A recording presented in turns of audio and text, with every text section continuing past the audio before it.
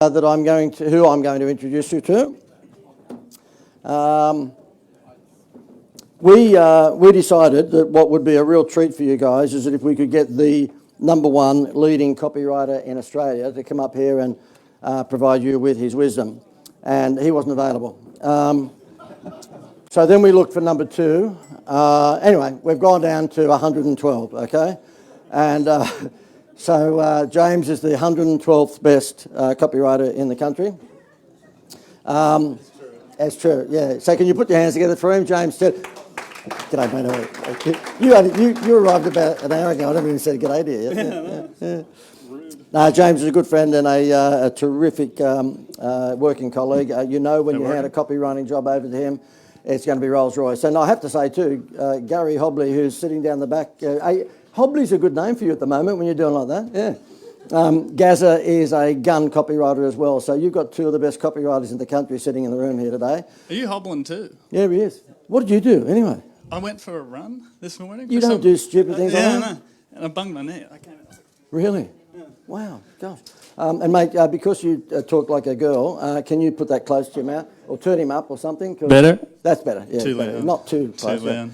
Okay, so therefore, who in the room, and by the way, welcome back to anyone watching on Facebook Live. So obviously you've got a boring life because you're doing this on a Saturday. Okay, so therefore, who would agree with me that words sell? Okay, of course they do, whether it's verbal, as in audio, or whether it happens to be in text. At the end of the day, this is exactly what we need to do, is learn how to actually use words that sell. And I thought we'd just kick it off with Gary's slides. Gary, have you got those slides there, Greg? Or? Sorry? Unfreezing the screen, okay. And then I'm going to get James to show you exactly what you need to do so this doesn't happen to you. Now that one there, although it's very sensitive, I mean, that was a silly headline, okay? And we'll just flip through these quickly, Greg. I haven't got the clicker. Is it you going to do it or me? Okay, keep going, yep, keep going. Student excited, dad got head job. This is how dangerous it can be, okay? Lady jacks off to hot start in conference. Bugs flying around with wings are flying bugs. Republicans turned off by size of Obama's package. Girls' school still offering something special, head. Illiteracy and obstacle study fine. Obstacle.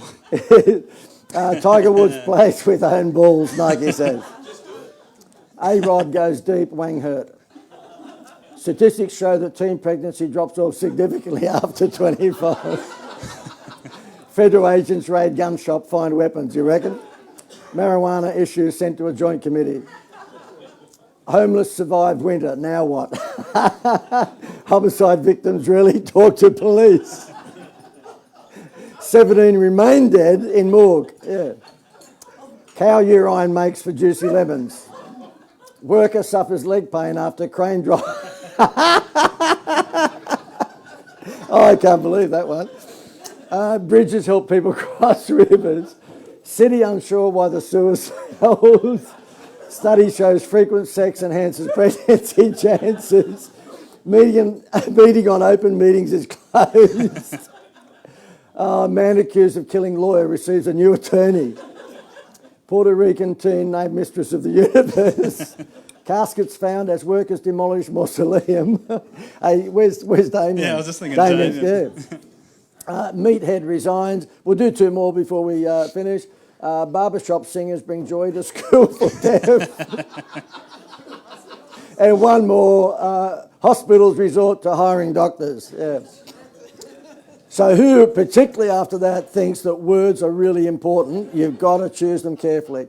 One of my mates used to be a journalist for News Limited, and he thought the classic headline that he stuffed up on was "Headless body found face down in gutter."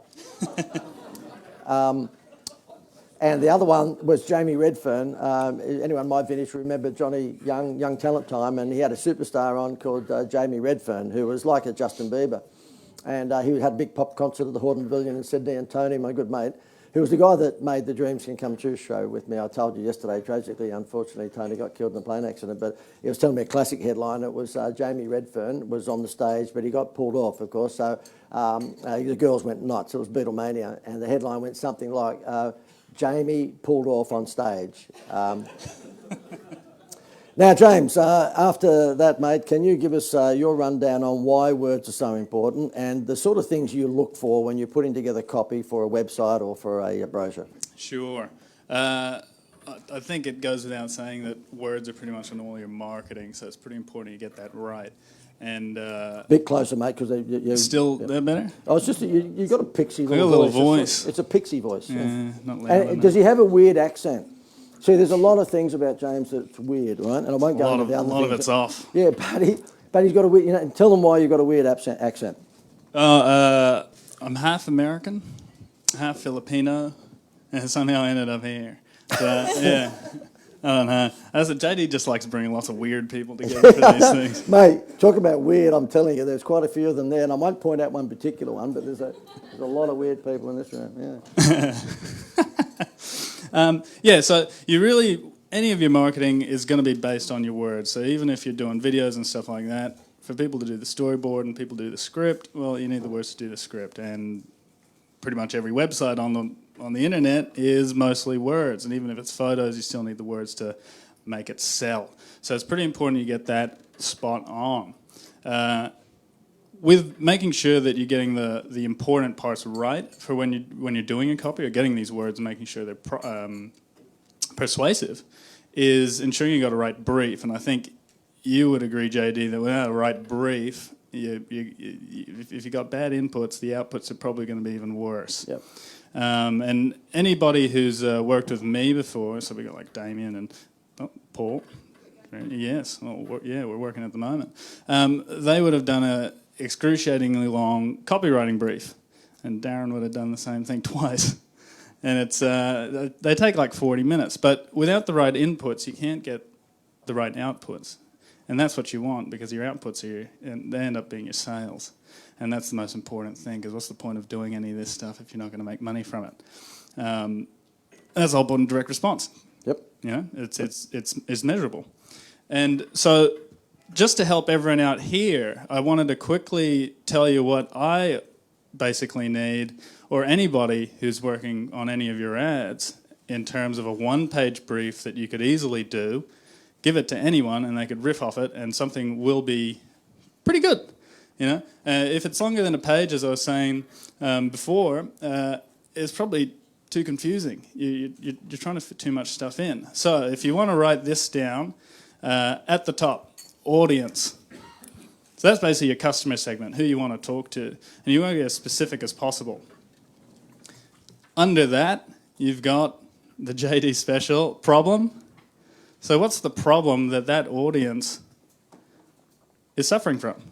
And you want to be really specific here as well, because you got to remember your ads have to be specific. And if you're not specific with the problem, how can you be specific with the solution? It doesn't make sense if you had a do you suffer from everything? We can solve everything too.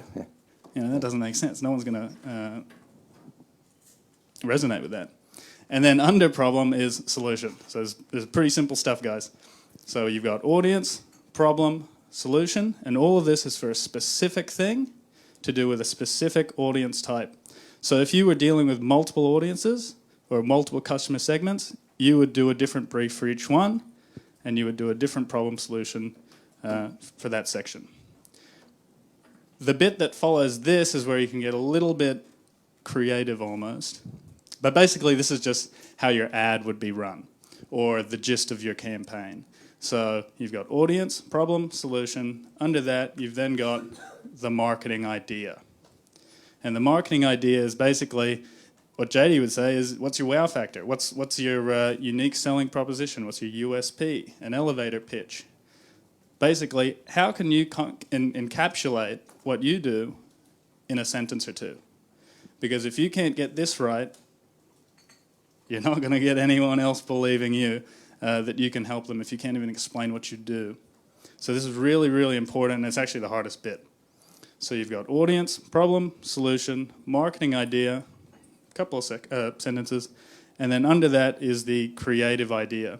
How can you exaggerate your marketing idea? How can you exaggerate your USP to really show that that you're the best person?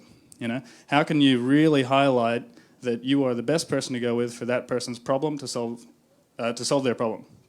So oxygen lift, for example, that's got multiple solutions for multiple problems, and you can really exaggerate how that is shown to people, with comparisons and things like that. And the videos would work really well here, testimonials, shit to gold, basically. And that is the whole brief. If you give that one-page brief to anyone, they will be able to run off that and write a concise, good ad that will work, as long as you got the good inputs. So this is where you really need to make sure you know your audience and that you really know what your problem is, what their problem is, and what your solution is to that problem.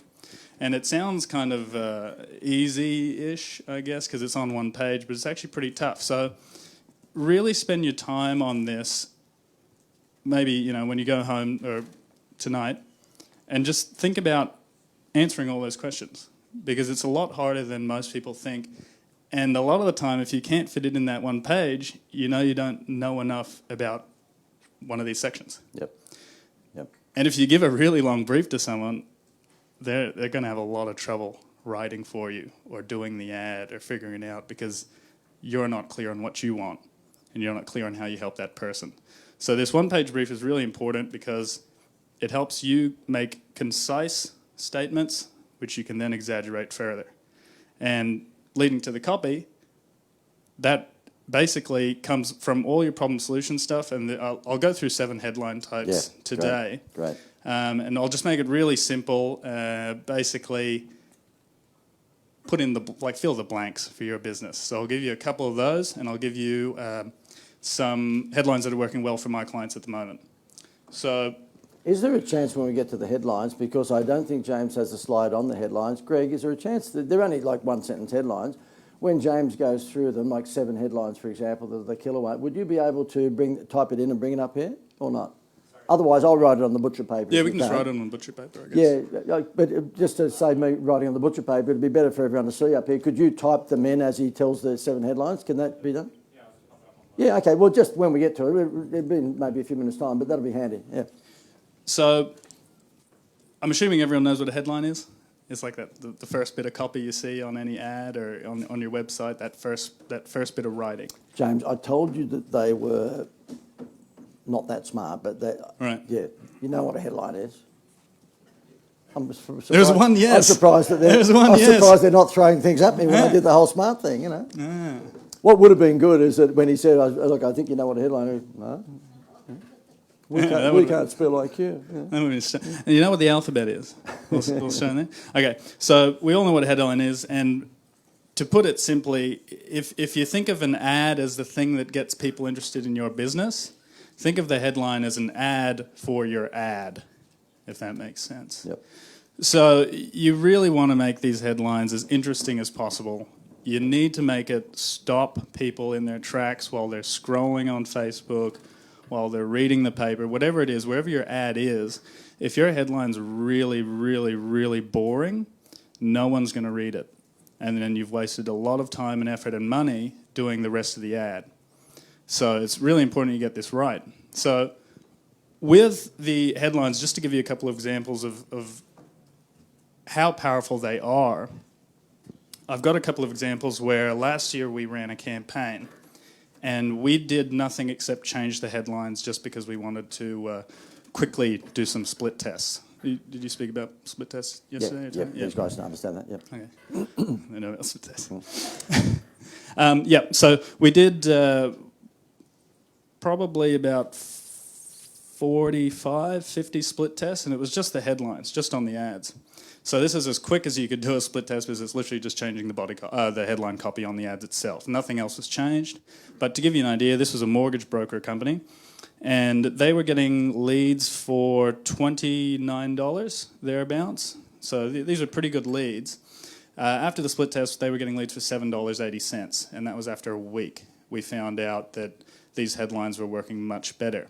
And that didn't cost them anything. All it cost them was sitting down for 20, 30 minutes and coming up with 50, 60 different headlines to pop in and test. So it is well worth the time actually doing this. And the best way to write good headlines is to just sit down and write a lot of them. The first ones are going to be really bad. You'll feel really smart, and you'll be like, oh, God, this is good. But they're really shit. So, yeah, so the longer you go, the better the headlines seem to get. And you'll go, what the hell was I thinking here at the start? And if I were you guys, I'd be taking note of this, because guess what you're going to be doing after lunch? What are they doing? Another example of this is a cryptocurrency company that I was working for. I was contracted to do their marketing campaign. They were doing about $8,000 a month in ads. So in the scheme of things, not a lot. We found that they were trying to do ads through Facebook, and with Facebook, there's a lot of things you can and cannot advertise for. So we had to be a bit creative in terms of how we get people to these pages. And we ended up in a period of 5 months scaling that up from $8,000 a month to $75,000 a month in ad spend, because it was profitable. You know, it was working. So they ended up doing in 6 months $700,000 in profit, net profit. So these are all just from headlines, whereas previously they couldn't get past that $8,000 a month because they couldn't figure out how to get people to it. What industry was that? Cryptocurrency. Oh, I'm sorry, you did say that. Yeah, cryptocurrency. Yeah. So it was basically it was an online course. Yep. So it's teaching people about how to learn about cryptocurrencies. But these are all just examples to show you that you don't have to be doing giant split test campaigns. You can just start by doing the simplest thing, which is changing the headline.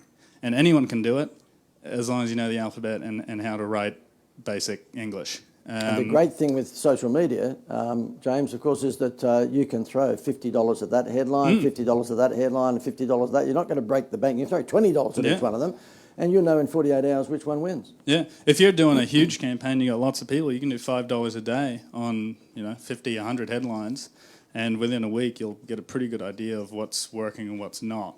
So, I mean, you don't have to do 100. It seems a bit excessive. Yeah. You could probably do 2 or 3. That's pretty simple, which means you only have to think of 3 headlines. I think everyone can do that. You don't have to be a copywriter to come up with 3 headlines.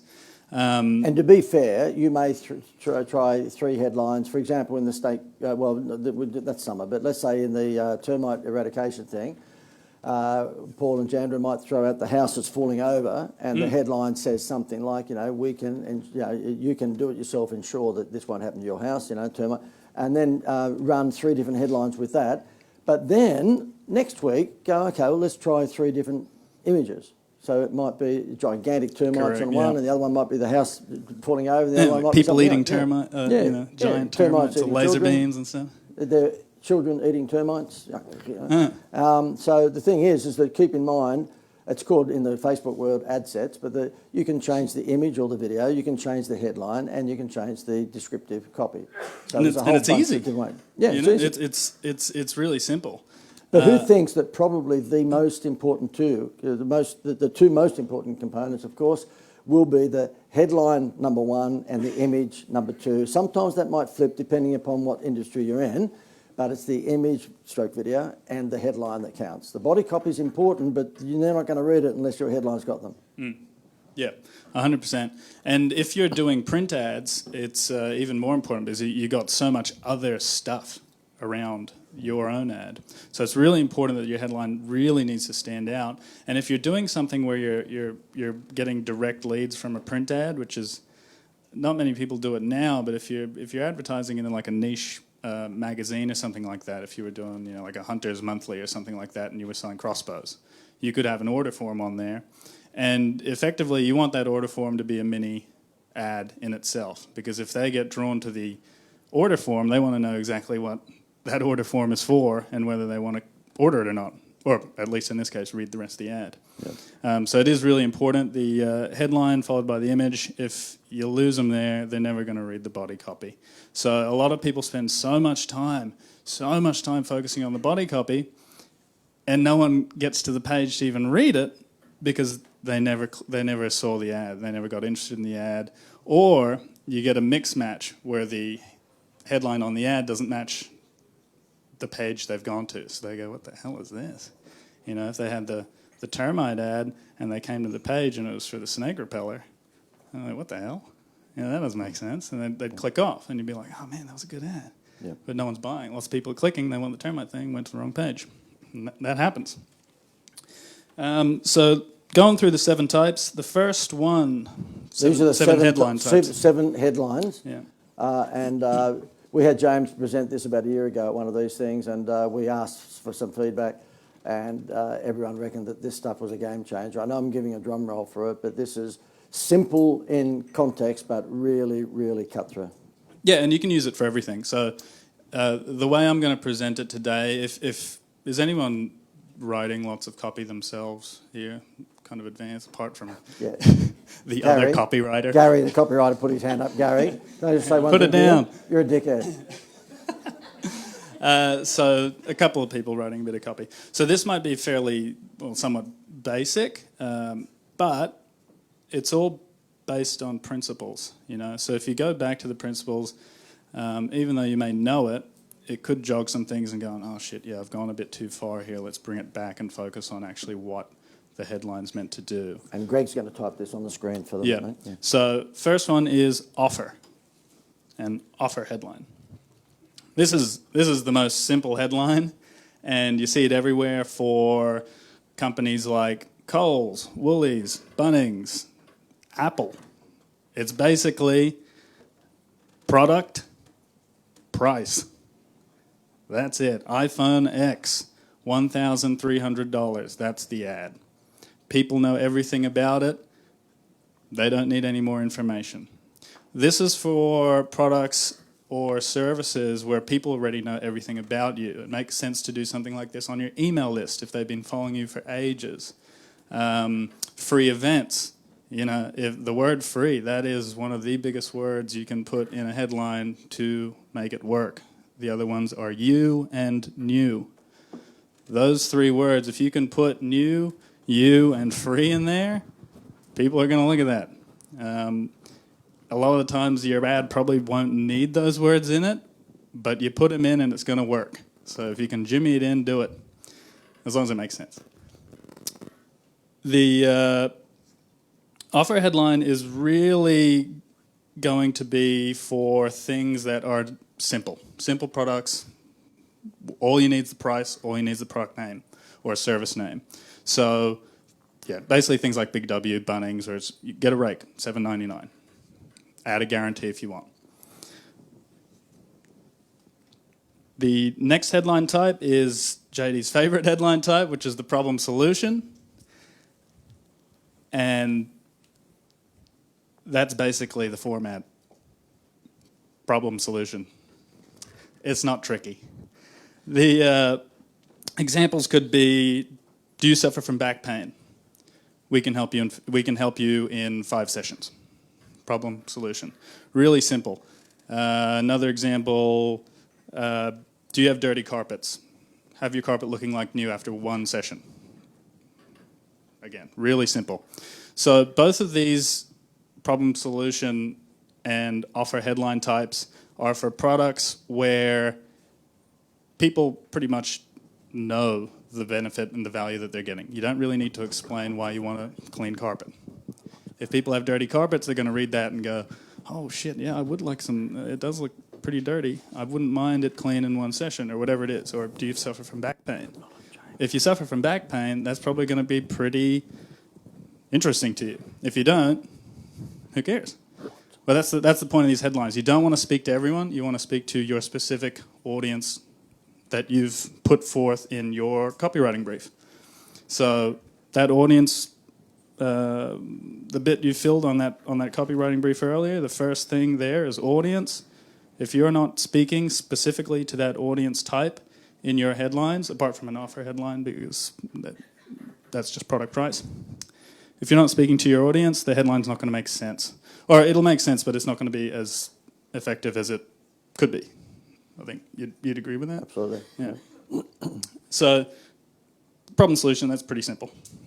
One thing you can do with the problem solution as well is have, say for example, do you suffer from back pain? We can help you in 5 sessions without any out-of-pocket expenses. So you can add a section there for the bad thing that they don't want to do, which might be paying for it. So if you figured out a way that they can get 5 free sessions, add it in there. So the format for that would be problem, solution, without, bad thing. So if you can figure out one for your business, that makes a lot of sense. The third headline type is a benefit headline or a promise headline. So this one is, again, fairly simple. These first 3 are pretty easy. Basically, you just tell them what they're going to get. But the thing they're getting is never your product or service. It's the benefit that they're going to get. So you're not saying, come to us, you'll get chiropractic services. You're saying, come to us, you'll be relieved of your back pain. There's a difference. People always tend to put their company name in there or their product name in there, and it doesn't make sense because no one cares about you. I just want to get rid of the snakes. Yeah, exactly. You're just the thing that they're using to solve their problem, which again is in that copywriting brief. So if you've made this one page, your copywriting brief initially, it makes this process so much easier. You can sit down with your copy brief, pull out the 7 headline types I'm giving you right now, and bust them out. You've got 7 headline variations you can use straight away. It's really easy. If you're doing ads on Google, that's 7 for there. Facebook, you've now got 14 split tests. Really easy. And they work. So an example of a promise headline could be, learn Spanish in 90 days. So nowhere in that headline is Rosetta Stone. They could put Rosetta Stone in there. I'd do you talked about retargeting ads? Yep. Yeah. So say, for example, someone clicked on this headline, learn Spanish in 90 days, but they didn't buy. You know they're interested in learning Spanish in 90 days, realistically. They clicked on it. You didn't force them to click on it. The retargeting ad could be Rosetta Stone, buy Rosetta Stone now, learn Spanish in 90 days. That would make sense. But previously you didn't know that they wanted to learn Spanish, so I wouldn't have put a product price in there at the start. Another example could be save money without budgeting. So this follows the format of do this in time frame or do this without bad thing. And this sounds really simple and maybe a bit dumbed down, but that's because it's not actually that hard if you boil it all down and condense it to exactly what you're actually trying to say. People always try to be really clever. But it'd be like, do this, in the comfort of your lounge room. It's not like you've got to leave home and go to a Spanish course. Yeah. So that might be the bad thing that people might think, do I have to do this externally? Well, of course, everything's online now, so maybe that's not the best example. But what we're saying is that you get the scary thing that might make them a fence sitter and just get rid of it. Yeah. Just reveal the elephant in the room and tell them, when I say to people, there are some idiots from time to time will respond to one of my Facebook ads and say, it's a free event. Oh, not this thing. I'm talking about when I'm selling. It's a free event. I bet you he's going to try and sell something. Like, genius. Duh. No, I'll do this because I'm related to Mother Teresa, you dickhead. Of course I'm going to sell something, but you're going to come along for 3 hours, get a shitload of stuff for free that's pretty damn valuable, and we're not going to lock the doors and steal your children if you don't buy it. We will make an offer, and you can choose whether or not to buy. Yeah, because JD tried that one time. It didn't work. I did try stealing their children and locking the door, but they got ugly kids too. I don't want, seminar people who come to seminars got ugly children. And so therefore, we reveal the elephant in the room. We say, we know that you think it's going to be a big sell, but it won't be. There's no run to the back of the room for the steak knives and this, that, and the other. We are sampling. I've got it in the copy. You're probably thinking, well, if you're so good, why are you holding a free event? Well, the reason is because these days it's difficult to fill rooms because most people are self-educated online. So to get them to come out at night time and give up neighbours, it's tough. So we're saying to you, come along and I'm going to sample my wizardry, and some of you will end up thinking, well, this guy's got pretty good style. I think I might hang around him. It's entirely your choice. And that's the way the copy's written. If you go to my landing page for these evening events now, it says, I reveal the elephant in the room. You're going to get this, all the big benefits that James just talked about. But I know what you're thinking. You're thinking, if you're so good, why are you holding it for free? The reason is that most people get education off the net, so I've got to go over and above and give you a tapas dinner, so you come straight from work, and I'm going to sample the calamari outside the fish shop. I'm going to show you what I've got, and if you like it, great. If you don't, you don't. But there'll be no run to the back of the room. And that's revealing the elephant in the room, which everyone's thinking. I mean, let me ask you, if you were, forget my environment, every time you've ever been to a seminar, do you think, oh, I know what's going to happen here, it's going to be a big sell? Everyone thinks that. And unfortunately, it has the perception of being evil, and it shouldn't. Because if it's a free seminar, or even if it's $97, normally you still get plenty value out of that. But I think what's given the industry a bad name is the run to the back of the room and, there's free steak knives. And so that's my version of doing what James said. I reveal the elephant in the room and tell them, look, I know what you're thinking, but it's not like that. Yeah. The fourth headline is how to. This one's really easy. It forces you to finish that sentence with something they're going to learn, basically. So you're telling the reader what they're going to get when they click on this ad. And that's going to be something either speaking directly to a benefit that they're looking for or how to avoid a problem, a pain point. So one of the most famous ones is how to win friends and influence people. That's one of the most famous headlines. Sold 3 million books in a year via print paper in like the 16th century or something. And we have Dale Carnegie here today. Dale, could you please? Yeah, resurrected. It's basically how to do thing. And that thing's always going to be a verb, which puts it in passive tense, which makes it more powerful. So if you're ever stuck on copy, that's a good one to start with. Because also you can pull it directly from your solution that you've written on your copy brief. So for the oxygen lift, for example, how to recover from a hangover faster than ever before. That's something you can actually do with that.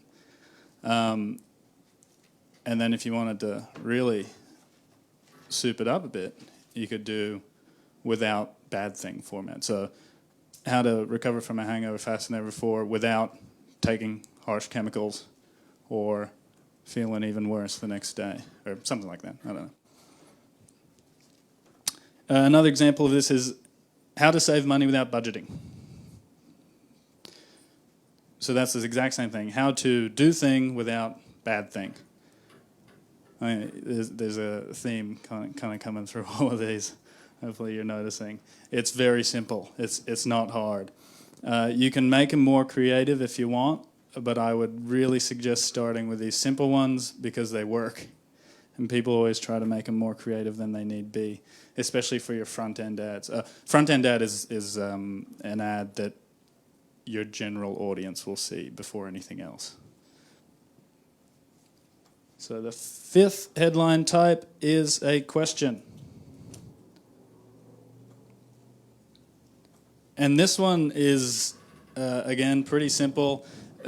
But the only tricky thing is you want to ask a question that they're either going to be emotionally involved in or they want to answer yes. You never want to ask a question that they're going to be bored about or they can say no to if it's a targeted ad. So, for example, if you put an ad in the paper for Healthy Backs Weekly and said, do you suffer from back pain, that's probably not a good ad. But if you put it in the paper Sore Backs Weekly, that's going to make sense. Because they're going to go, yeah, I do have a really sore back. It's like they're speaking to me. Even though I'm reading this in Sore Backs Weekly. But those are the kind of ads that you want to write for this kind of headline type. So, for example, do you have trouble sleeping? Heaps of people would probably say yes. And you could shift that to sell all sorts of products, I keep bringing back Oxygen Lift just because it's so easy to bring things up for, Like, do you have trouble sleeping? I don't know if you could fit that in there, but yeah, sure, Oxygen Lift could fix it. I don't know, can it? Well, there you go. So that would be an ad that would work. So do you problem. That's the format for that one. And then another question type that works really well, I'm finding at the moment for social media, is are you problem? So are you putting off your are you putting off your tax returns for this quarter? For example, if you were targeting business owners and you were selling free tax sessions or a free trial for some online accounting software, whatever it might be. Are you problem? That one's working really well at the moment for online ads. Mostly, these ones are good when there's a comment section, say Facebook ads, because you get a lot of discussion, and that discussion creates more engagement on the ad, and it kind of flywheels off, makes it much more engaging. And a lot of the time you'll find people in the comments talking about how they suffer from the problem you've highlighted, which makes it more engaging and more credible when people read the comments and they're hearing comments from people who are suffering the same thing they are. So it's a really easy way to get third-party social proof without having to pay anyone to do it or actually help them with anything. They're doing all the selling for you. The sixth headline is reason why.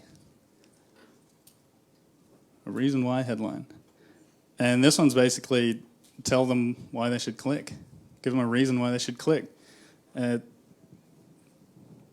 reasons why you need to attend JD's free marketing seminar on the Gold Coast. You know, if they click that, they're going to find the 10 reasons why. 4 ways to have the perfect family holiday. So people clicking on that ad will know exactly what they're getting when they click on that ad. You can give them 3 things that are not related to your business, and amazingly, the 4th one is book through us. We do good holidays. So these ads are good as well on social media because they get shared quite frequently, especially if you haven't filled, say if you did the 10, what did I say? Whatever it was, 10 reasons why they should attend JD's thingy-majiggy. If all 10 reasons were super blatant sales pitches, that might not be shared as much as the 4 reasons why and the 3 reasons were actually legitimately pretty good reasons that they hadn't heard of before. So that's just something to be aware of.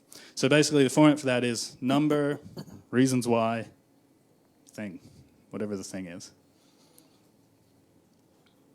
And the last headline type is the testimonial headline. And you actually don't need to have a testimonial to do a testimonial headline, as weird as that sounds. If you just put if you put anything in quotations, people will think it's a testimonial. And people will just believe it. You can say it. There's nothing against doing that.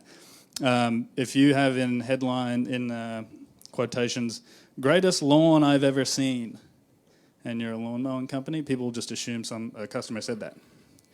You've never said that, but I mean, it helps if you can actually get testimonials from people actually saying this, because then you can put their face on there and it's real. And like JD's example before, you know, when Beryl came out and old mate shoved the camera in her face and told her to do the stuff and bring the illegitimate children out. If you can do that, and just use the headline from that video. But if not, you can just say something yourself, put that in the testimonial headline, good to go. So that is the 7, these are really basic, but they work. These are, you know, past 120 odd years, these have been working, they still do, everyone's people. Everyone's people. Is that grammatically correct? Yeah, no, it's getting to the stage where I think James needs a good lie down and a Bex, actually, because he's starting to get, everybody's people. he's starting to get weird. Next you'll be dribbling. That doesn't make sense. But you know what I was thinking, though? Damien, who owns a funeral business, and Damien, can you just put a hand up so James... Yeah, well, you know each other, of course, yes, you've done it. I know you've been doing copy for him, of course. I shouldn't have had to say put his hand up. But so therefore, given that his testimonials are a bit difficult because they're 6 foot under... From the grave. Yeah, all their ash. It could just Best be funeral I ever had. Yeah, the best burial I've ever experienced, and they just assume it's come from someone who passed on. Yeah. Never been dug deeper. Yeah. You can That'd be testimony. good. That'd be good line with him, from the family or friends. Damien really digs deep. I mean, it's worth a split test. Yeah. Didn't last time we were Taking the piss out giving of your Damien? business shit last? It was. Yeah. Oh no, hang on. You did not have to spend an afternoon with him on Thursday when he flew up from Melbourne to me to help him do a video for his website. Just my luck. I'm trying to put a home video together for his funeral website. I'm dealing with Marcel Massot. He just froze. And I went, mate, you've got to say something. Did it get done though? No, mate, eventually, like, as I was saying to everyone, we had 3 hours worth of footage. We got about a good minute out of it. I reckon. So, That's good. no, he actually, I complimented him last night. He was frightened shitless. He really was, weren't you? Like, it wasn't like you're banging on. He was a bit worried. He's got notes all over the floor, and I just stepped Were you up on on stage? Or? No, it wasn't here. It was in his hotel room upstairs. Right, yeah, Yeah. okay. So there was him, and there was a few other people there. I won't go into that, but so we did it, and he was genuinely, but he nailed it. He just nailed it. And you know why he nailed it? And if I do, I want to say this, and I think it stands for all of us. Paul, can you put your hand up, Paul? Paul's the guy that owns the business with the termites and the snake repellent. He feels that perhaps in front of the camera himself, he may not be as good as he would be if he was being interviewed. So I'm just at lunchtime, when you guys go down and have a hamburger, I'm just going to duck next door and do an interview with Paul. And Tam, we've done it with you, haven't we? I mean, you saw Tam this morning. He's a great speaker, so there's no need for him to have been worried about it. But we found we get another dimension when I went into his business in Sydney, and we just did a two-person, like an Oprah interview, just a little coffee table, pretty much like Oprah or Ellen. And because, I'm a bit cheeky, we did things that probably you wouldn't do if you're going to do it yourself, but add to the entertainment value of that particular, video on that. Because it doesn't matter whether it's on your webpage or whether it's on Facebook, it's got to be engaging. It's got to be engaging. What we try and do here is not training, it's entertaining. We try and make it fun at the same time. I'd hope that you guys, when you leave here, go, well, shit, we learned a whole lot of stuff, but it was actually interesting at the same time. And all of the stuff that we did with Tam is that Tam brought in some customers that day, and they were people who owned a carpet cleaning business, and they had the choice to get their carpet cleaning equipment from everywhere. And so I just interviewed them. We'd sit down with the coffee table, and I'd just say, look, why did you get them from the Asian with persuasion, And they'd go through and tell them why they... And they were gold, weren't they, Tam? Gold. Really, really, because we loosened them up and they just talked as if the camera was not on. The trick to it is, and the trouble with your iPhone is, because if I now, Neville's different because he could do it properly, but if I just walked up to anyone and just like that, it's a bit confronting. It's a little bit confronting. So you've got to warm them up. And I know we're on another subject there, but the fact is that it's still got copywriting involved in it, because your copywriting is coming out of here. You've got to warm people up. You just can't shove the camera in front of them and expect that they're going to talk like we're talking up here. Most people don't do this for a living. James, do you mind if we get some questions from the audience and see if you throw it? Was there something else you had to cover yet? Because I don't want to do Q&A if you've already got something else there. Yeah, I just got one little section left on this very professionally done. I was going to say palm cards. I haven't seen palm cards for a while. These are from last year. Are they really? Oh, I'm glad you're prepared. Yeah. Exactly. Yeah, because I was like, what am I going to talk about? I was like, oh, this will do. Yeah, we'll have to get you back again next year to hear the same thing. Yeah. It's the exact same ones. Yeah. So, so this is good. Yeah, exactly. Just techniques on writing your headlines. As I was saying at the very start, when you're writing them, don't think your first ones are good, because they're really bad, and you'll notice that the more you write. So sit down with a piece of paper and expect to write a whole bunch, because they're going to be awful, and they get better and better as you keep writing. Because with the key of your headline being, especially for digital, when you've got hard limits on your headline counts, you want to make it shorter and shorter. You want to condense it. You want to make it active tense rather than passive. And with every headline, you really want to be focusing on making it shorter, making it more punchy, getting more oomph in every single word you use, because it is really tough when you're doing digital, because you've only got so many words. Whereas with print, you can get away with like really nice long headlines and stuff like that, or on sales pages. But to get them to the sales page. You need to get that ad out first, and you really need to make that work. And particularly, James, with 70% of websites are visited, or maybe 80%, depending on, by mobile. And Facebook will cut off your headline after a certain number of words on, you know how that works. So, you know, your punchline, you've got to take it into consideration. Hang on, I could lose the most important word, so you've got to keep it short. And that's also why direct mail is still really powerful as well, because if you send something to someone, they're like, oh my God, someone mailed me something. This is crazy. I better read it, even though it's an ad. And your headline could be 53 words or something like that, but they'll read it because it's novel and it's in a format where there's nothing else distracting them from it. But with digital, if you're on your mobile, you're on your website, there's so much stuff you can look at. All they got to do is open up another tab. You're gone. You've disappeared completely, and you spent all this time and money trying to do this to make it work, and all they got to do is click a new tab, you disappeared. Yep. But you've still paid the money to get them there. Yep. You got no result. So it's really important you get this right. Condense, condense, condense. That's the biggest one. When you're first starting, make it as lengthy as you need to be, because it's much easier to start with something wordy and shorten it from there. Really hard if you expect to come out with these brilliant headlines at the very start, and you're looking at the blank page and you're going through them in your head and you're trying to shorten them in your head, and then there's nothing on the page. You get 3 or 4 down and you go, well, these are pretty good. I edited them in my head. And they're bad. They're really bad. So just brain dump. Word vomit onto that page, and then condense, make them as short as you can. And then once you've done that, once you've got your however many headlines you got on your page, if they're still lacking a bit of oomph, I got 1, 2, 3, 4. I got 5 things you can just chuck in to see if it'll make it sound better. So the first one, so these are little modifier elements for your copy. Greg's got to type them and put them in here, mate. Right. So the first one is scarcity. Can you make your product or service seem scarce within, hard to get? 14 seats left for 4 days remaining, whatever it might be. Can you add some scarcity in there to make it seem like, as long as it's true, you don't want to lie about this stuff, because people are going to be really annoyed if they come to the thing and it's like, oh, there's only 14 seats left and there's 80 seats empty. It's not good. Social proof. Can you add social proof? Can you say 500 people use this already? Do you want to be one of them? Something like that. Our customers rated us 4.8 stars on Google. All these things you can just chuck into any headline, front or back, whatever, just see where it fits in.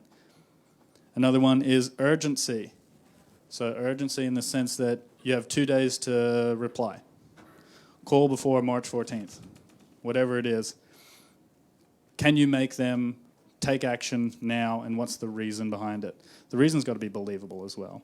If you just have a date that says call before March 14th, that's fine, but it also makes more sense if you're doing something and call before March 14th because that's when the early bird special finishes, something like that. The next one is specificity. So if you've got a general claim, if you've said something like helps reduce headaches. I mean, that's all well and good, but can you say helps reduce headaches in 15 minutes? Being specific with what you're offering makes things more believable as well. You can look like Arnold Schwarzenegger in 6 weeks. Yep, no. So it's got to be believable too. So believable specificity. So if you said you could look like Arnold Schwarzenegger if you ate 43,000 calories a day and trained for 23 hours a day for 47 years. Yeah, but it's not a good headline though, so probably wouldn't run it. And the last one is time. Can you add an element of time to a headline? So things like either your experience or a time deadline, which is also a bit of scarcity. As in by Friday at 5 o'clock? Correct. And to finish, I just got some bonus little formulas that I've been using with my clients that are working really well on social media at the moment. And the funny thing is, a lot of these are really old. because everyone's trying to do clever things. So the old stuff that I was doing in 2008, 2009 is really working now because everyone's doing clever things, and this old stuff is working really well. So the first one is, who else wants to blank benefit? Who else wants to reduce their tax debt? Who else wants to remove their back pain? Who else wants to whatever? So that's the format for that is who else wants to blah blank. Second one is the secret of blank. The secret of getting a home loan approved. The secret of making barista-style quality at home. The secret of writing cursive. That's not a good one, but you get the point. The third one is, here's a method helping audience to do thing. So here's a method helping children learn to read faster. So these all work really well because it's implied that lots of other people are getting this benefit. You haven't explicitly stated that, but when people read it, it's assumed that lots of other people are also getting this benefit. So if you're just starting out, or you don't have lots of testimonials, or you don't have lots of case studies yet, you can say that, and people will assume you do. So it's really good for new businesses. Or if you're launching a new offer or something, you don't have anything to back it up yet, but you know you can prove the result. Next one is little known ways to do the thing. So little known ways to save on your electricity bill could be the example there. And that one's just interesting on social media because people like feeling as if they know some secret information that no one else is getting, even though it's on social media and everyone can see it. Next one is get rid of problem once and for all. This one doesn't work too well on Google, but it works well on Facebook. So obviously where problem is, you put in the problem that your audience is suffering from. So it could be get rid of acne once and for all. Next one is, here's a quick way to do thing. So here's a quick way to jump higher, for example. Here's a quick way to type faster. Here's a quick way to shoot better photos.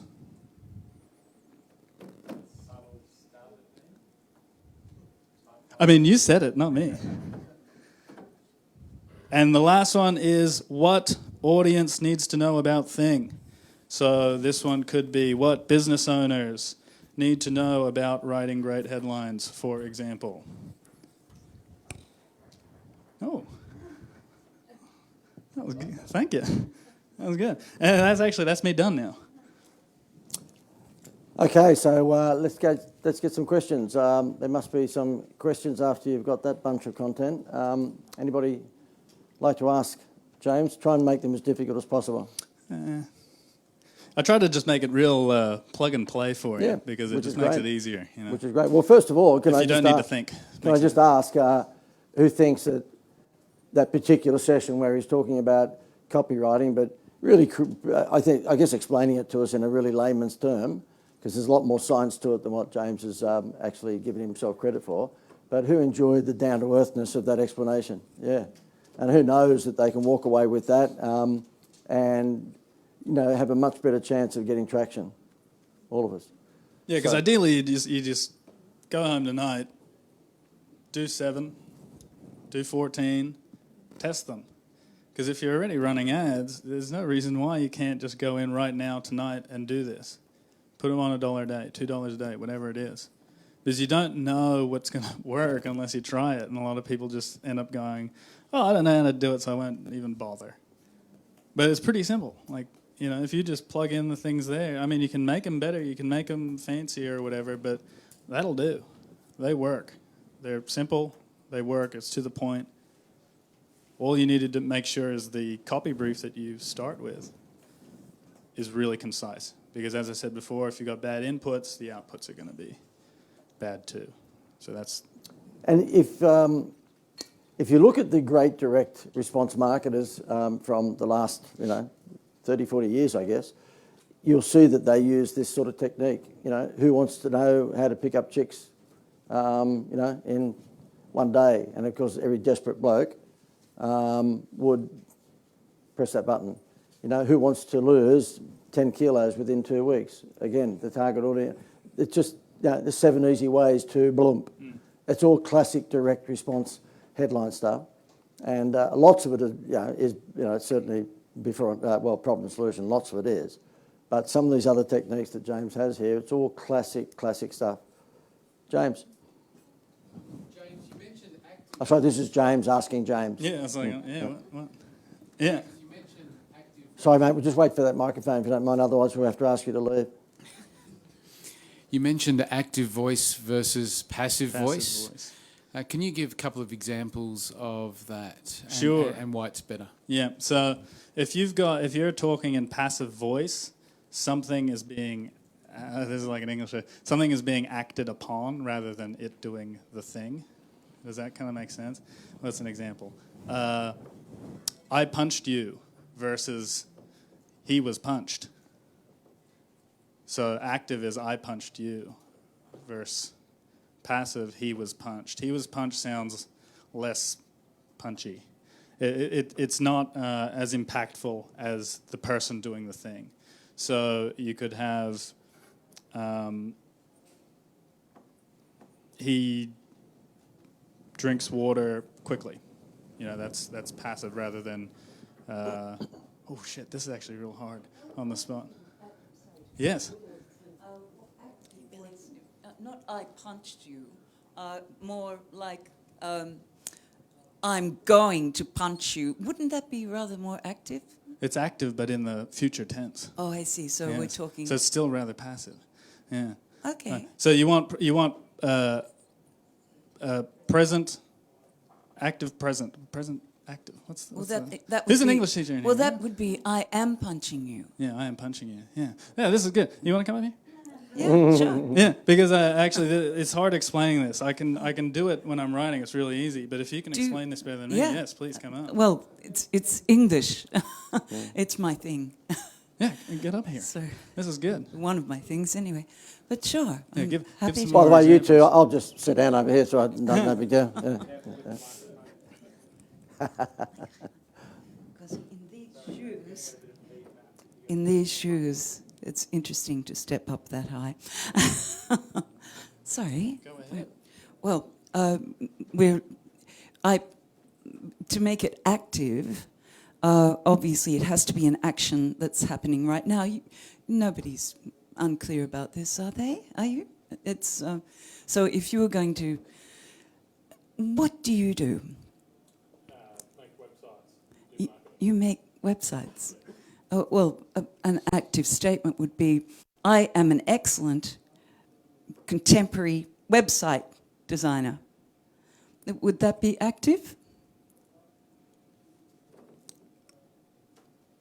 Yes. And James, one of these days we'll get a conference in a hotel where you can use 2 microphones. Trust me, we'll do that. Honestly, have you not got... No, it'll ring. There's a problem with the hotel sound system. Yeah. No. So, whereas if it was passive, then it's an I have been. That site was made by you. Yes. See Yeah. how tough English is? I can write this stuff so easy, but as soon as I got to tell people actually how to Yeah. do this, like active, Yeah. passive, it's hard. Okay. You know? So if you can think of any more examples, that would be really handy. Because obviously okay. we're all confused. Are you... Who is... Jandra, you come up with an active... Here she comes. That's That's active. active? She just came. Yeah, Well, there you go. Paul, It's very Paul, simple. why don't you come up with one? Yours could be, here he comes.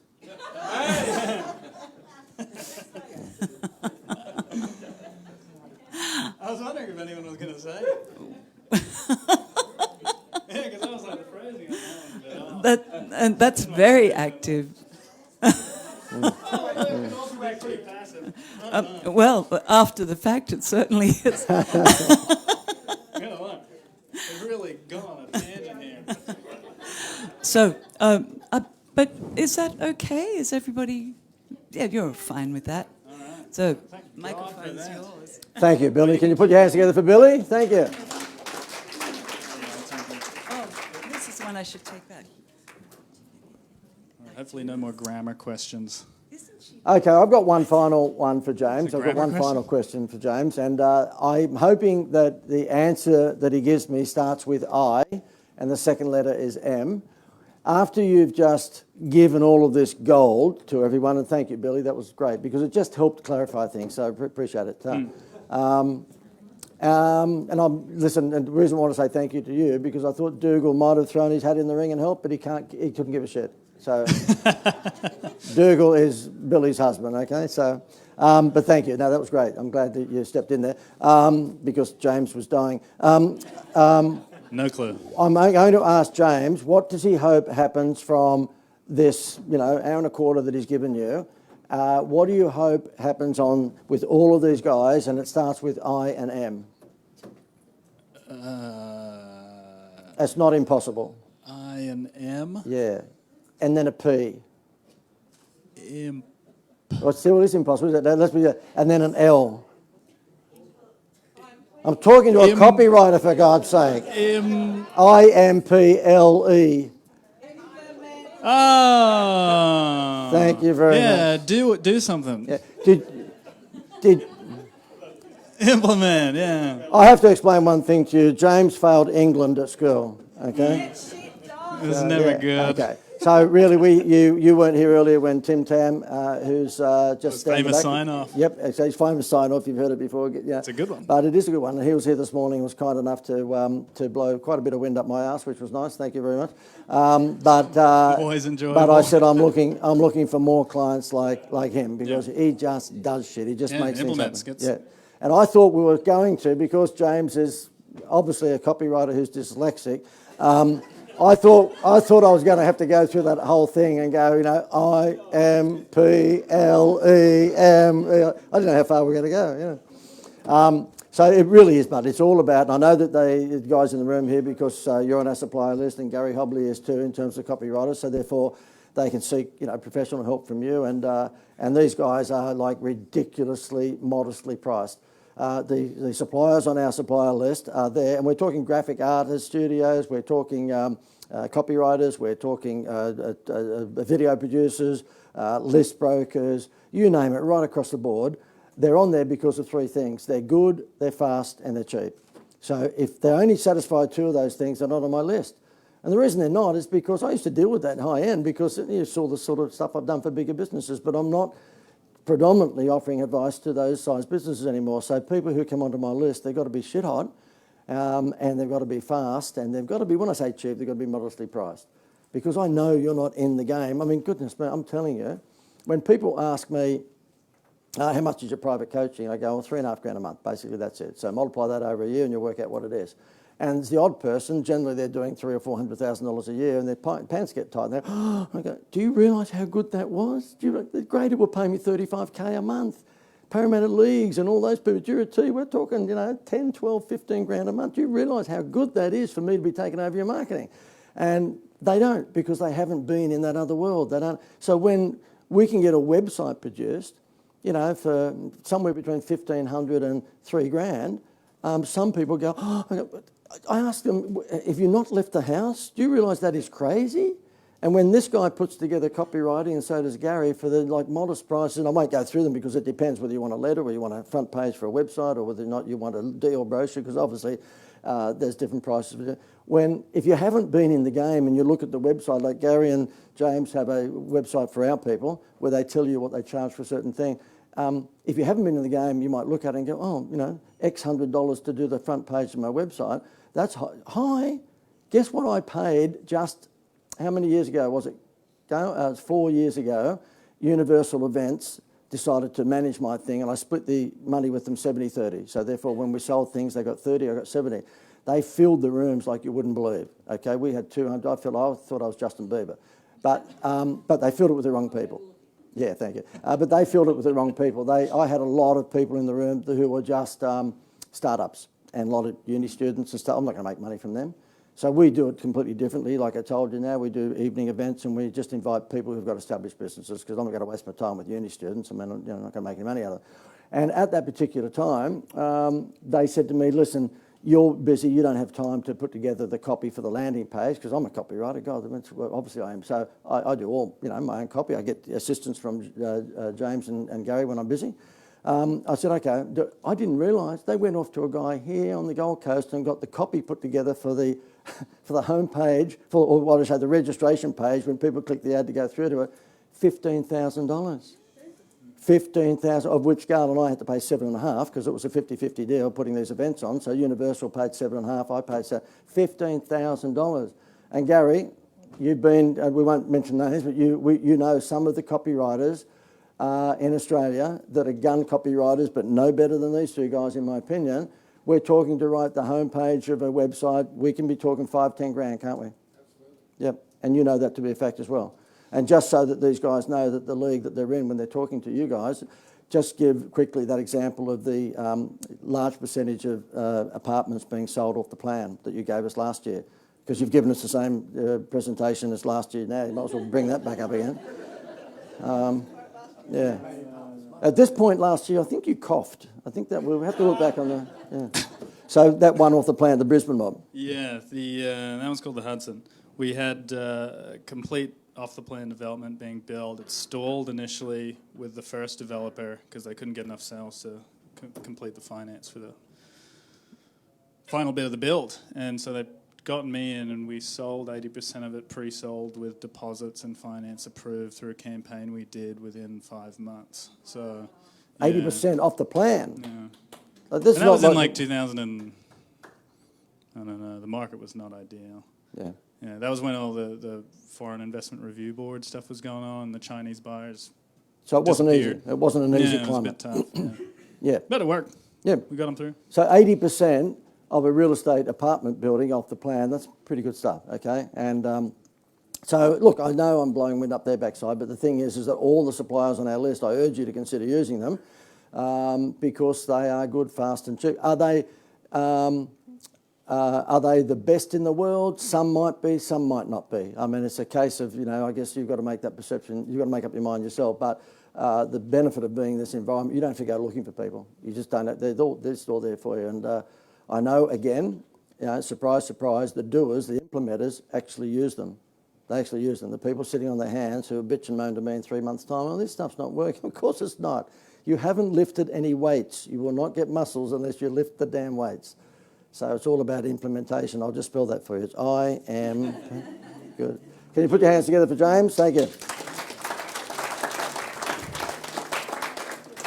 I'm going to show you how easy, before we go to lunch, because we're going to go to lunch in about 4 minutes' time, I'm going to show you how easy it is to do Facebook Live. I'm going to do one, okay? I'm going to do one here. I've just brought it up my hand, and I've got here, courtesy of James, with the headlines here. This is going to go out to the public, and it's going to say, who else wants to make Facebook work for your biz? And then at the end of this, I have a link which says, check out wowmysales.com. Now, when they go there, they're going to watch a 22-minute video of me. It'll tell them how to make Facebook work for you and so on and so forth. And then there'll be an offer at the end of that. So you can see the two-step sell. First step is I'm going to run around here and get some hopefully nice comments from you people. But, oh, yeah, the JD's week, I'm glad I come here. I picked up how to do Facebook and this, that and the other. I'm going to be in it with you, okay? So I'm going to be interviewing it. It can't go for any more than 9 minutes and 58 seconds. Why can't it go any more than 9 minutes and 58 seconds? So I can repurpose it on LinkedIn, okay? So LinkedIn has a 10-minute rule.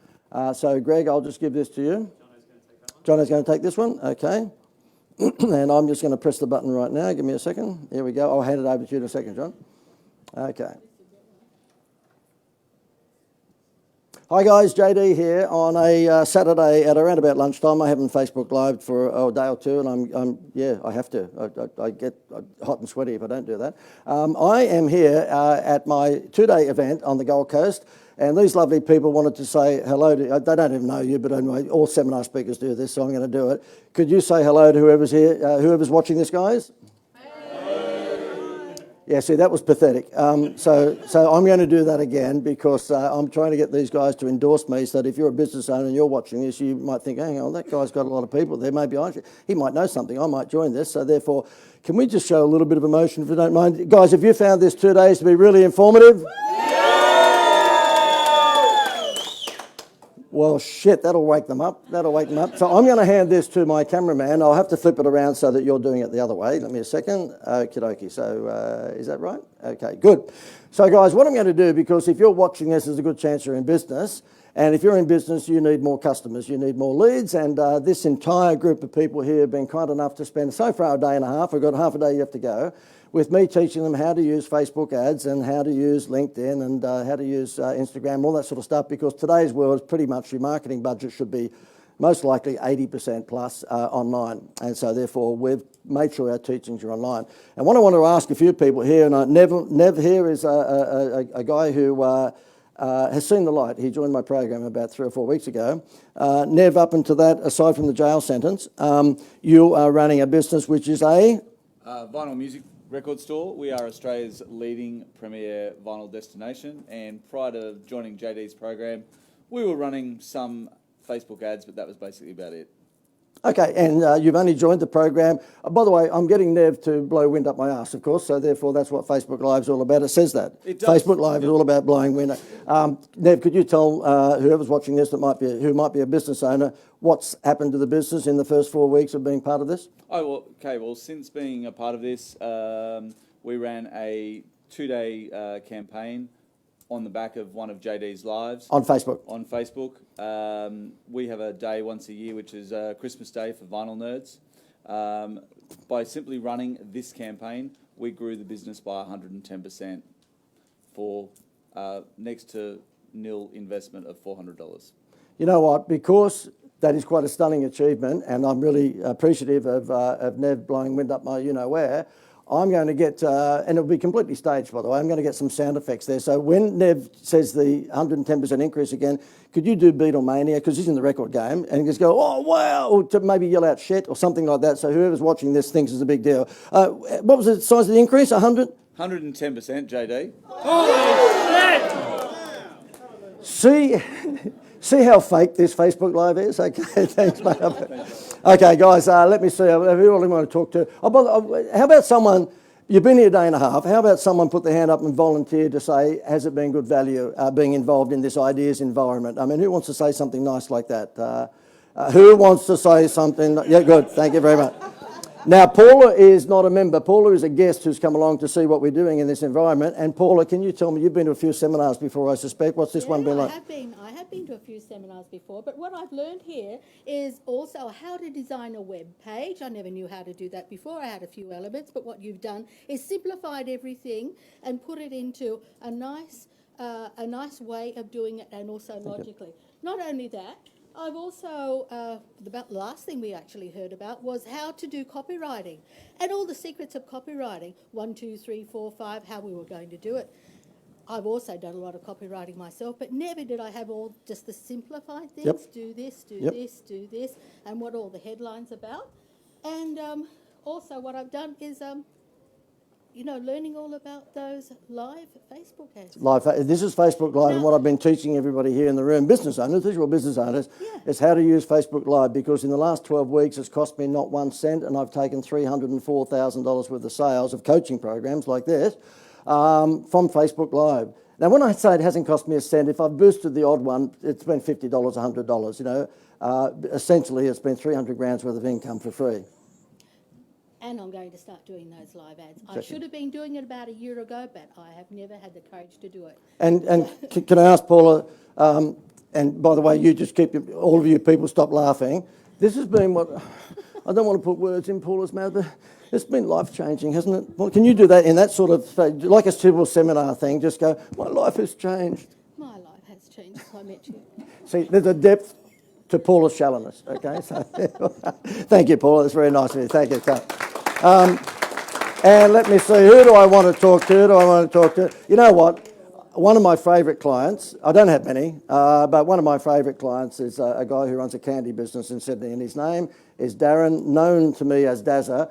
And normally he's a good one for this sort of testimonial. Why am I doing this, by the way? I'm teaching all of these business owners how to get good testimonials.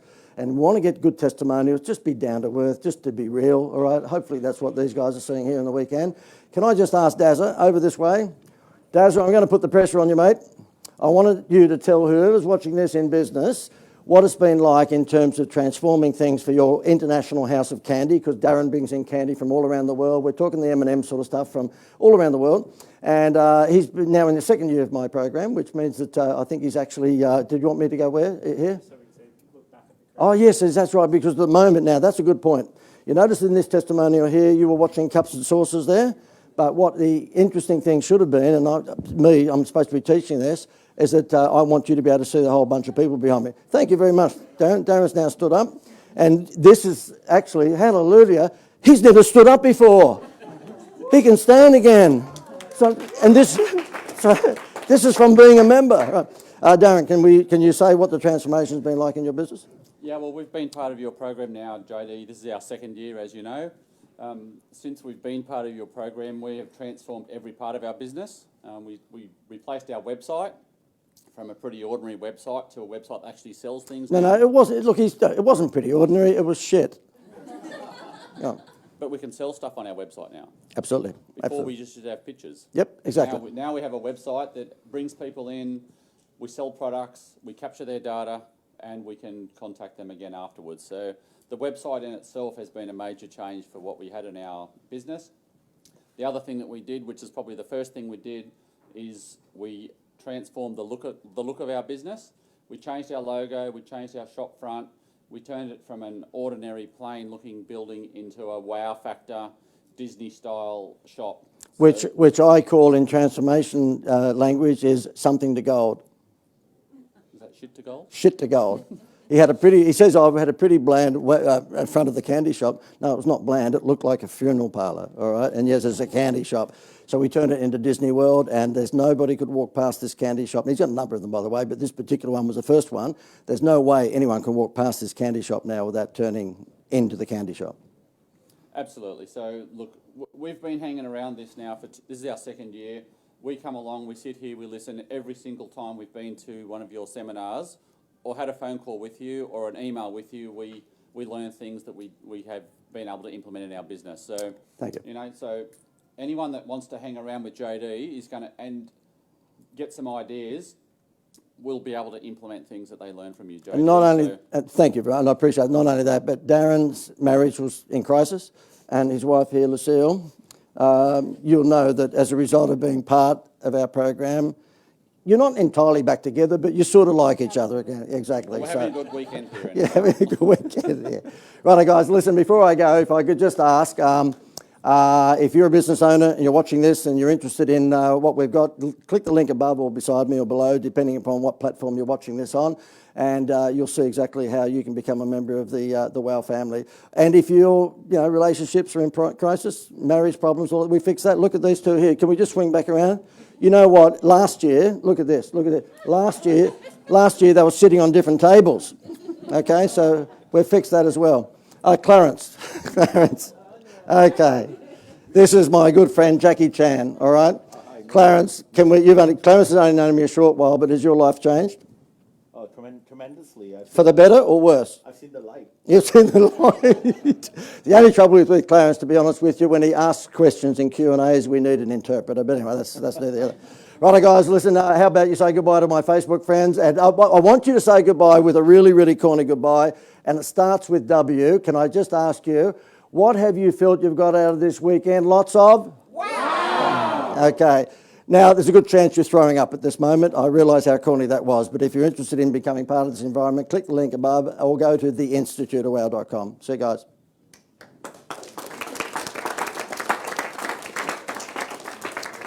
Now, I didn't have the stopwatch on me then, because normally if we're doing this, I'll borrow Gail's camera and just do the stopwatch thing. So if I see it getting up near 10 minutes, I'll close it off. Now, we didn't have that. So what we'll do is, how many? 9 minutes 49. Oh, there you go. That was just what? You're kidding. Thanks, mate. Thank you. Well, there you go. Is there a reason that there is the 10-second delay on live? No, I don't know. No, I'm not sure, mate. I'm not sure. I Yeah. clicked on watch it, I saw 10 that. 10 Yeah. second delay. Anybody know that? Gaz, do you know why there's a 10-second delay? Because no, they don't, because on ads you can't. Yeah, I know. Sorry, you're taking the piss.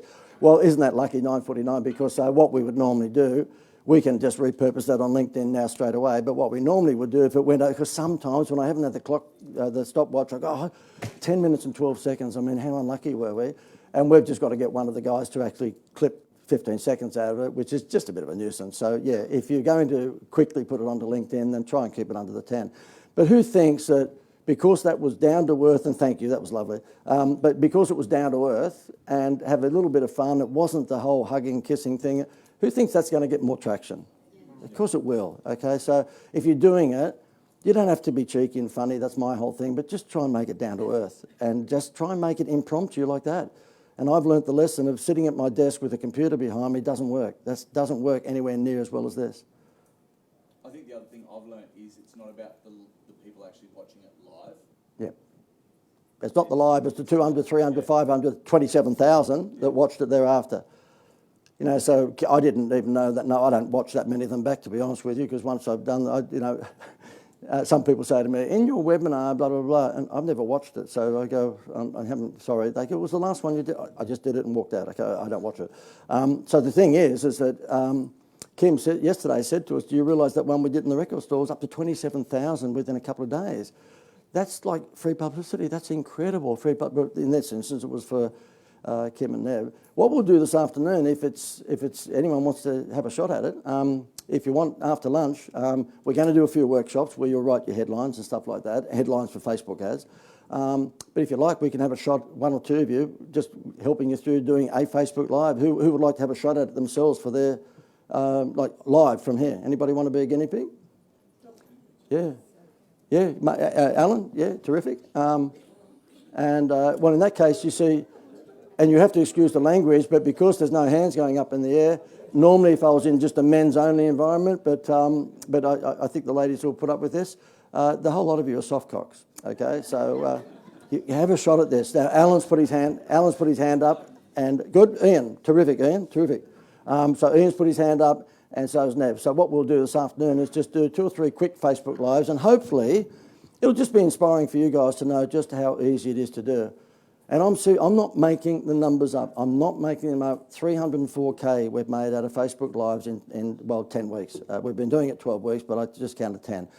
And we've tracked them back. Did you notice then what I said? Click the link above or below. The reason I do above or below or beside, because whatever platform it's going to go on, the link somewhere, wherever, that doesn't matter. And we know then from the clicks through to those links where we get the inquiries to sell the coaching program. So it's all very, very trackable. What I can't work out is when a lot of people do Facebook Lives, and I think, I'll repeat it because I said this yesterday, they don't put the link in. They'll actually say, I'll go to below.com or .co, but that means that you're then sort of risking them to get it down, and they might be watching it in the car or in the train or what have you. Just make it easy for them. Put the link that you want to send them to above the Facebook Live. Okay. Right, guys, so we're going to break for lunch. It's just on just after 1:30. So is it 1:30? Is that it? 1:40. How about we give you an hour for lunch? So we'll come back here at 2:40. We normally go through till 4:30. Okay. We know some people need to catch a plane. In fact, Greg Mackay just had to go early for the same reason. So we'll come back at 2:40. If you can get here on 2:40 on the dot, and what we'll do is we'll go through to around about 4:30. Give yourselves a round of applause.